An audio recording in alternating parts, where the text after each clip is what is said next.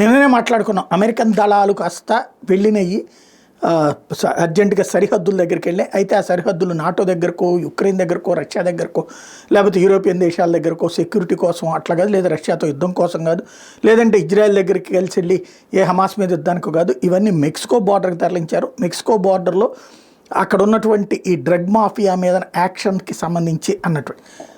అయితే డైరెక్ట్గా ఆ దేశం మీదకి వెళ్ళి దాడి చేస్తే అది యుద్ధం అవుతుంది. కాబట్టి ముందుగా వాళ్ళకి గడువు ఇచ్చి ఇప్పుడు సైన్యాన్ని అంతా అక్కడ దించారు.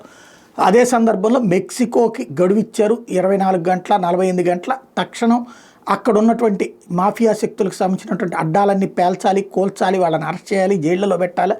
అదే సందర్భంలో మెక్సికో మొత్తం లా అండ్ ఆర్డర్ కంట్రోల్లోకి రావాలి. ఏది డ్రగ్స్ మాఫియాలకు సంబంధించి కావచ్చు, అక్కడ క్యాసినోల పేరుతో జరిగేది కావచ్చు, అమ్మాయిలు అమ్మేది కావచ్చు, ఆయుధాలు అమ్మేది కావచ్చు, అవన్నిటి ధ్వంసం చేయాలా, అక్కడ ఉన్న వాళ్ళని అరెస్టులు చేయాలి. లేదంటే మేము రంగంలోకి దిగుతాం అంటే పరోక్షంగా ఆ దేశపు శాంతి భద్రతలు మేము నడుపుతాం అని చెప్తుంది అమెరికా. ఏం జరుగుతుందో చూడాలి.